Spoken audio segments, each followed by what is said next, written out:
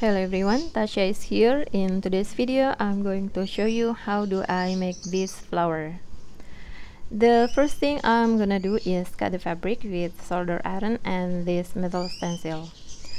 I cut the bottom part with metal ruler because I don't want it to break when I sew it later. Now I cut the petal. The heat I'm using here is 360 degrees Celsius. And the length of this petal is about 65 centimeter. I just pull it gently. This is how it looks. Perfect cut, no fray, no blackburn appear. This is a 4 centimeter round shape. I cut double layer to make it thicker.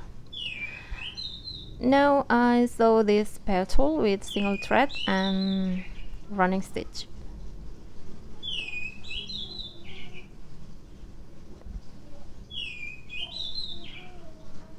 I pull it gently and fix some folded edge.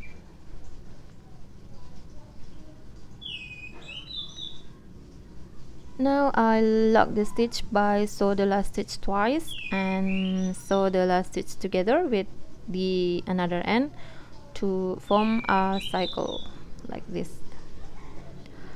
Lock the stitch again by sew twice and cut the remaining thread. This is a thick board size 3 centimeter, and this pink is a felt fabric.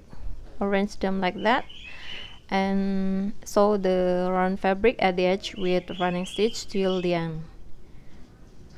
And put the felt and thick board in the center and pull the thread to cover the small cycle in the center. And lock the stitch by sewing twice and then cut the remaining thread. Apply hot glue here and then attach the flower base here and then apply glue again, not too much, and put the flower center. Press it gently to prevent detachment. Here it's done. And the other one. This small flower length is 50 centimeters, so it looks less bulky than the other 55 centimeters. Thank you for watching and have a nice day.